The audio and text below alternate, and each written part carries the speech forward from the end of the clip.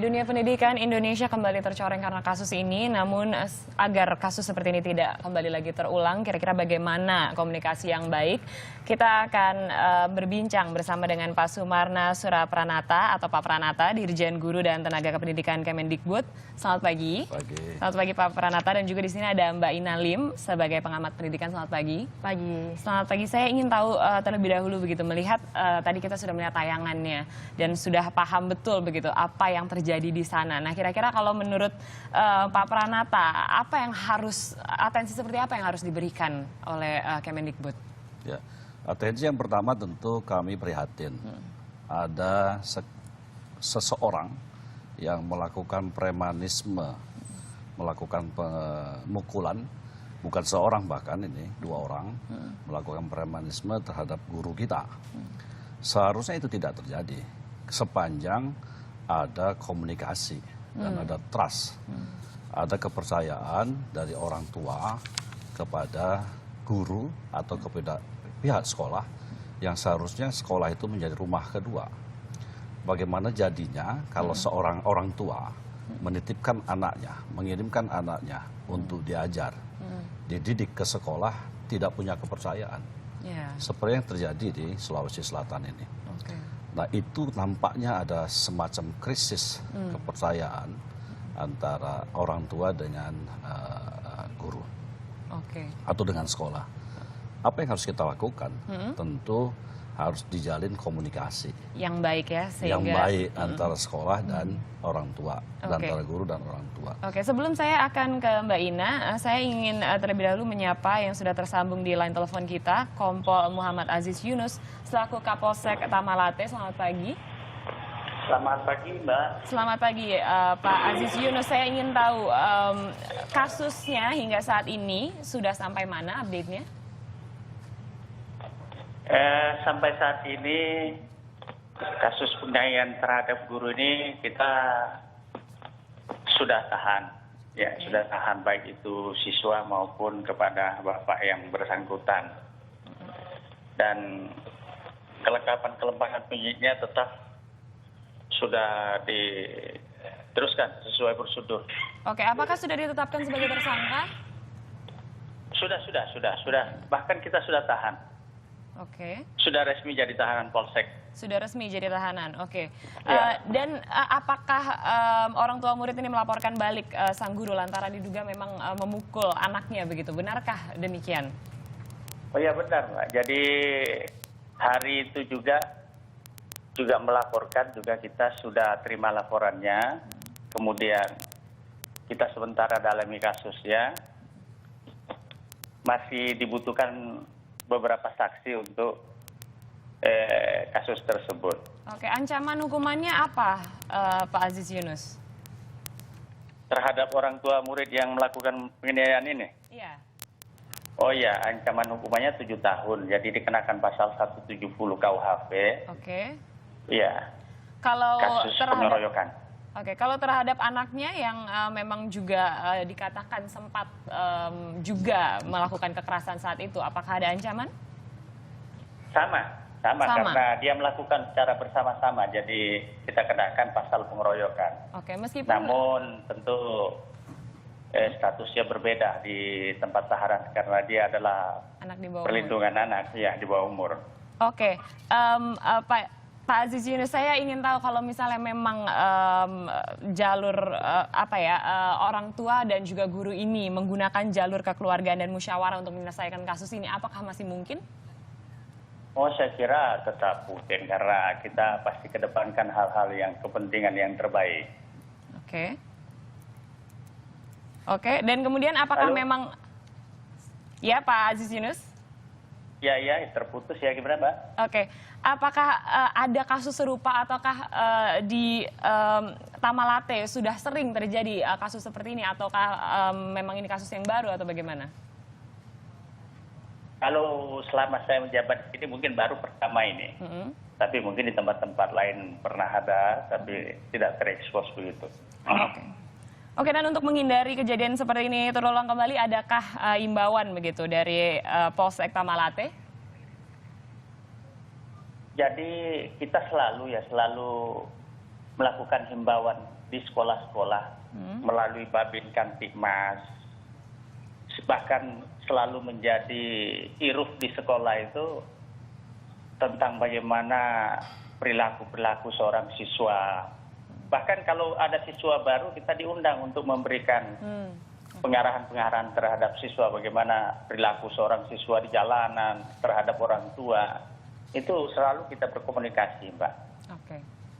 Oke, baiklah. Terima kasih banyak atas update informasinya, Kompol Muhammad Aziz Yunus selaku Kapolsek Tamalate. Dan saya akan kembali ke Mbak Ina. Saya ingin tahu pendapat Anda mendengar kasus seperti ini terjadi di sana. Ya, sebetulnya untuk alasan apapun kekerasan itu tidak dibenarkan ya. Jadi kekerasan memang ada hukumnya pidana, titik. Tidak peduli bahwa kekerasan itu terhadap guru atau kekerasan di luar, di jalan, ataupun bahkan guru juga terhadap siswa. Pokoknya kekerasan itu pidana, titik. Ya, dan sudah berdasarkan riset banyak sekali yang membuktikan bahwa sebetulnya kekerasan itu tidak efektif untuk dijadikan alat untuk mendidik ya. Punishment itu sebetulnya anggaplah seperti obat keras ya.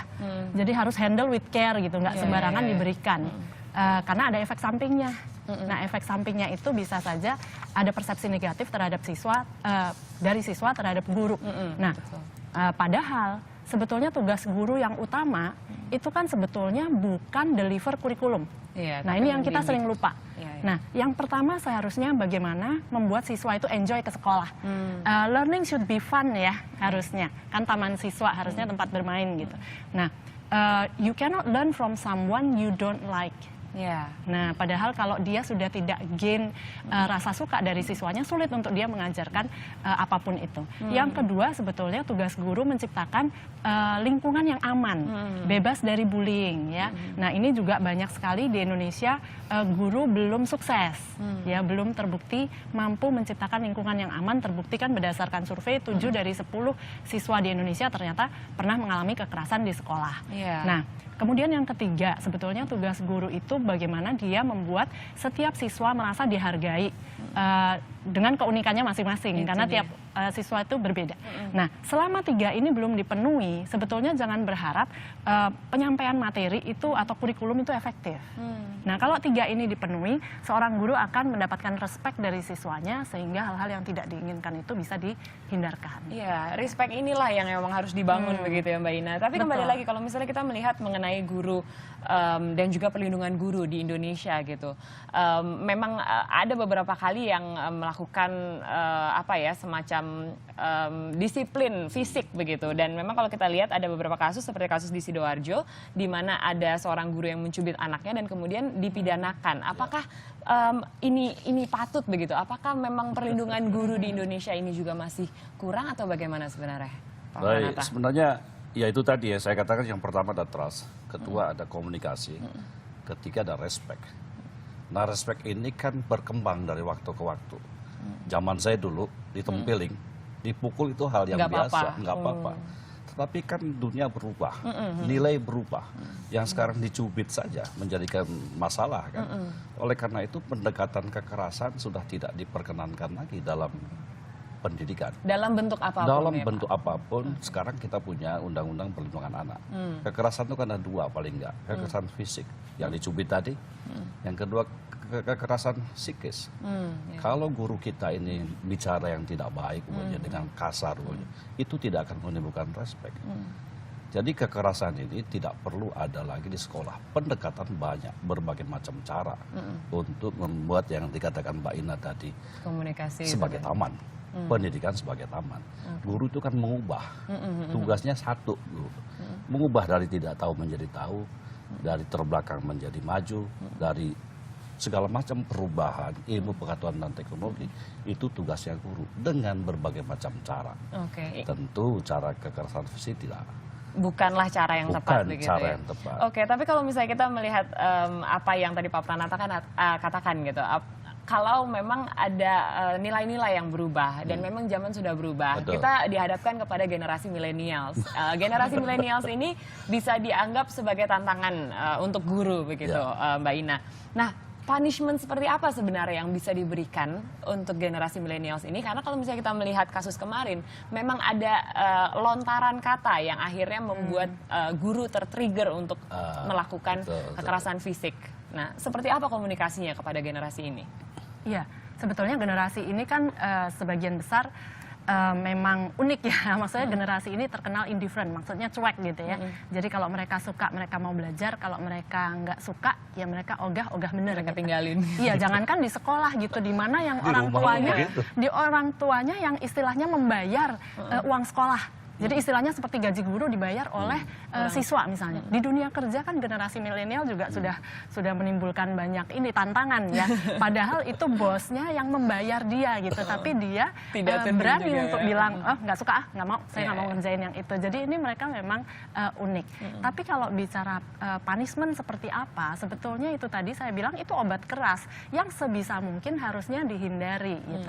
Lebih banyaklah gunakan sistem reward sebetulnya.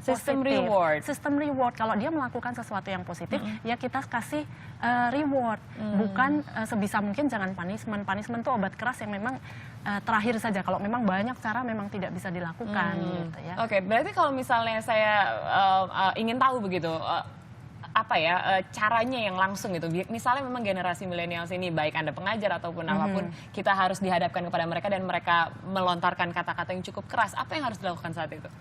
Sebetulnya kebetulan suami saya tuh lulusan keguruan ya. Jadi dulu dosennya mengatakan begini, kalau kamu sampai harus mengajar dengan kekerasan untuk menyampaikan sesuatu, berarti kamu nggak pintar. Oh, oke. Berarti kamu nggak pintar karena kamu sudah mentok, buntu, tidak kreatif ya. Frustrasi berarti artinya. Out of options, berarti nggak ada option lagi gitu. Padahal guru itu kan harus kreatif. Dan setiap anak itu dampak punishment tuh beda-beda. Jadi memang penting guru itu tahu keunikan tiap siswa. Apa sih yang membuat siswa ini akan jerah, yang ini beda lagi, yang ini beda lagi. Jadi harus diketahui dulu kepribadian masing-masing. Jadi siswanya. apapun yang dilontarkan kita harus mencoba berargumentasikan dengan juga cara yang ya harusnya guru udah kenal dong ini siapa. Kalau seperti ini anak ini harus dihandle dengan bagaimana. Betul, artinya ada komunikasi di situ ya Mbak Ina ya. Saya ingin tahu juga dari Pak Pranata, sebenarnya ke depannya nanti bagaimana sebenarnya untuk memberikan tenaga pengajar ini tingkat kapabilitas yang benar-benar cukup untuk menghadapi generasi-generasi kita ke depannya. Kita sekarang sedang melakukan masal yang dinamakan guru pembelajar. Guru pembelajar. Guru pembelajar. Oke.